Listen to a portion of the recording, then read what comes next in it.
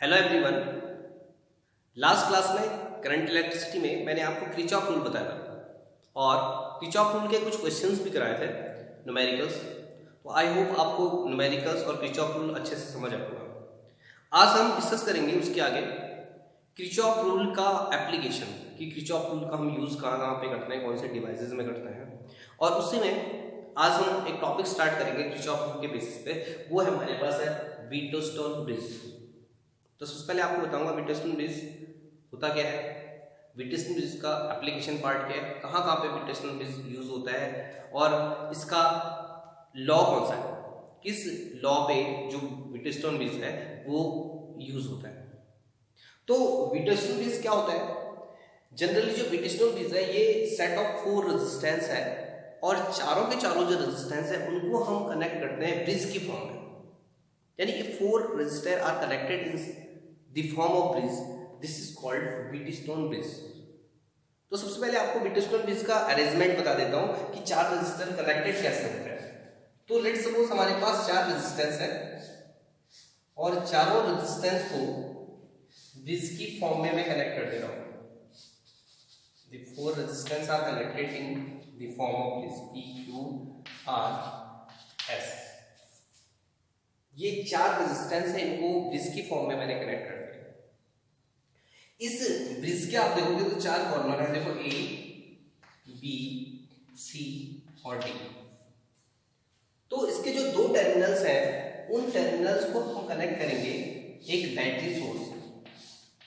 ये battery source है, मैंने इसके 2 टर्मिनल्स को कनेक्ट कर दिया और बाकी जो इसके 2 टर्मिनल्स हैं B और D उनको मैं कनेक्ट कर रहा हूँ गैल्वेनोमीटर से। यानी जो 2 टर्मिनल है उनको कनेक्ट कर रहा हूँ बैटरी से और जो बाकी के 2 टर्मिनल है उनको कनेक्ट कर दिया गैल्वेनोमीटर से। और this is the setup of Wheatstone bridge. अब बात करते हैं कि जो व्हीटस्टोन ब्रिज है इसका लॉ क्या है, किस प्रिंसिपल पे काम करता है।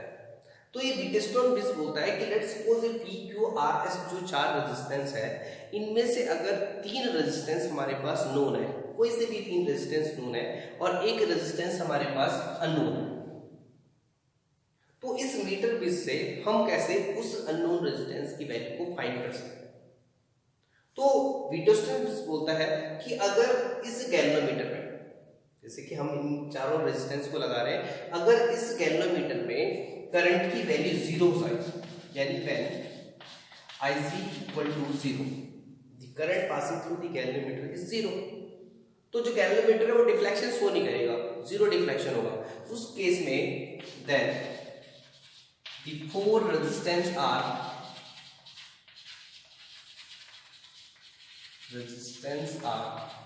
balanced। जो चारों के चारों रेजिस्टेंस है वो बैलेंस हो जाएगा। बैलेंस मतलब P upon Q equal to R upon S हो जाएगा। और जब P upon Q equal to R upon S होगा तो हम अननोन रेजिस्टेंस की वैल्यू इजीली से फाइंड कर सकते हैं, क्योंकि 3 रेजिस्टेंस जो हमारे पास है वो नोन है। और इस कंडीशन को हम बोलते हैं balancing condition. This is the condition of balancing, this is balancing condition. तो जो जनरली व्हीटस्टोन ब्रिज है वो बैलेंसिंग कंडीशंस को बताता है कि बैलेंसिंग कंडीशन होती कैसी है। जब 3 रेजिस्टेंस नोन हो और एक अननोन रेजिस्टेंस उससे कनेक्ट किया जाए तो उस अननोन रेजिस्टेंस की वैल्यू को फाइंड कैसे करते हैं। अब इसको प्रूव करते हैं कि P upon Q equal to R upon S आता कहां से। तो लेट्स सपोज इस सर्किट से I करंट जा रहा है और ये जो प्रूफ होता है आपको बता दो किरचॉफ रूल के हेल्प से होता है। किरचॉफ रूल में इस P upon Q equal to R upon S को प्रूव किया था, जो कि मैं आपको प्रूव करने वाला हूं। तो I करंट अगर सर्किट से जा रहा है तो जैसे हम इस टर्मिनल पे जाएंगे A पे, तो लेट्स सपोज इधर जो करंट जा रहा है ऊपर वो जा रहा है I1, तो जो इधर साइड करंट जाएगा वो जाएगा I माइनस I1। देखो इधर करंट I1 जा रहा था, इधर कितना करंट जा रहा होगा I माइनस I1, क्योंकि टोटल करंट I जा रहा था। अब ये I1 करंट इस पॉइंट पे गया तो फिर यहाँ पे देखो 2 ब्रांचेस अलग अलग हो गई। तो लेट्स सपोज गैल्वेनोमीटर में जो करंट जा रहा है वो जा रहा है IG। इधर I1 जा रहा था, IG नीचे चला गया, तो इधर वाली ब्रांच में जो करंट जाएगा वो जाएगा I1 माइनस IG।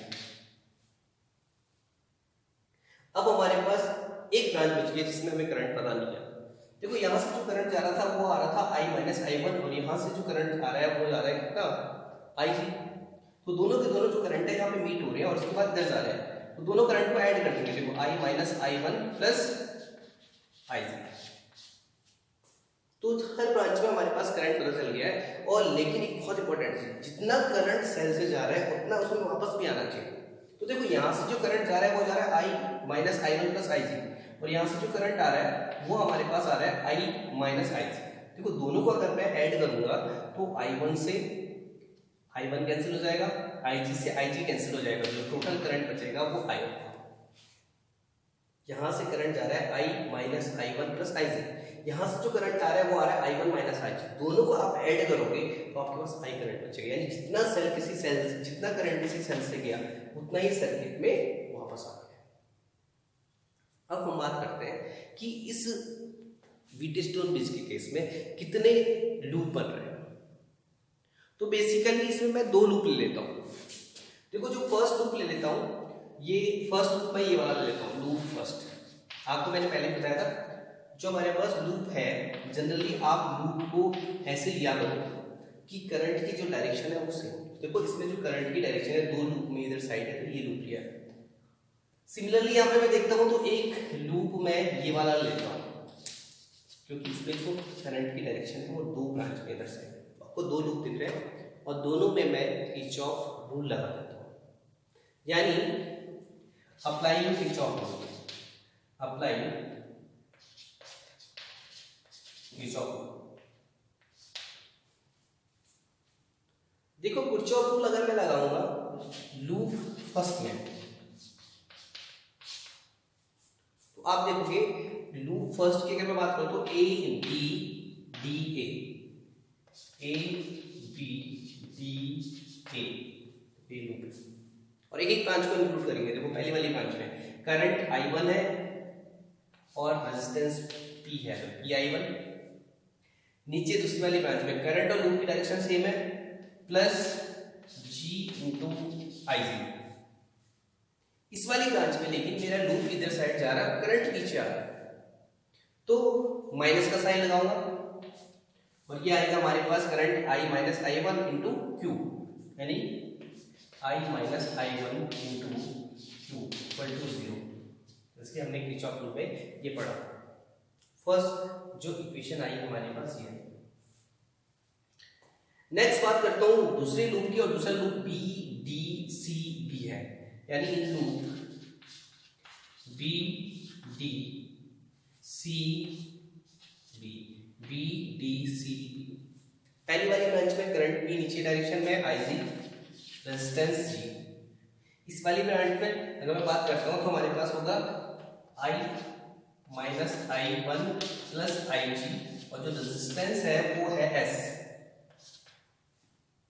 और इस वाले में अपोजिट डायरेक्शन में देखो लूप इधर साइड जा रहा है, लूप जा रहा है ऐसे, करंट आ रहा है नीचे, तो माइनस का साइन होगा, यानी माइनस का साइन होगा, और माइनस के साइन के साथ करंट की I minus I1 minus G IG और इंटू R इक्वल टू 0। ये हमारे पास 2 इक्वेशन बनी है, this is equation number first, this is equation number second. आपको याद रखना किरचॉफ रूल लगाना अच्छे से आ जाना चाहिए। अब कंडीशन मैंने क्या बताया थी, IG इक्वल टू 0 होना चाहिए, यानी व्हेन IG इक्वल टू 0, दोनों इक्वेशन में IG की वैल्यू को 0 कर देंगे। देखो दोनों इक्वेशन में IG की वैल्यू को 0 करूंगा तो ये वाली टर्म हट जाएगी, यानी बचेगा PI1, और उधर भी अगर हम IG की वैल्यू 0 कर देंगे QI इक्वल टू 0। और दूसरी वाली इक्वेशन में भी यहाँ पे 0 हो जाएगा, यहाँ पे भी 0 हो जाएगा, सॉरी I माइनस I, यहाँ पे जो वैल्यू थी वो हमारे पास है I minus I equal to 0। Similarly यहाँ पे 0 हो जाएगा IG की वैल्यू, तो हमारे पास बचेगा I माइनस I1, इधर साइड दे रहा हूँ I minus I1 into S equal to 0, और ये वाली टर्म है हमारे पास दूसरी I1 इंटू R, हमारे पास आ गया I1 इंटू R। और इनको मैं रीअरेंज कर देता हूँ, उधर साइड शिफ्ट कर देता हूँ। जैसे उधर साइड शिफ्ट करता हूँ और एक दूसरे को डिवाइड कर देता हूँ, this is question number 3, this is question number 4, और जैसे दोनों इक्वेशन को डिवाइड करूंगा तो हमारे पास आ जाएगा P/R इक्वल टू Q/S, और इसको रीअरेंज करूंगा तो जो फाइनली आंसर आएगा वो आएगा P/Q इक्वल टू R/S। ये हमारे पास प्रूफ हो गया। This is the proof of Wheatstone bridge कि व्हीटस्टोन ब्रिज में जो रेशियो है वो इक्वल आ जाता है दोनों रजिस्टर का अगर करंट की जो वैल्यू है वो 0 हो जाती है। This is the verification.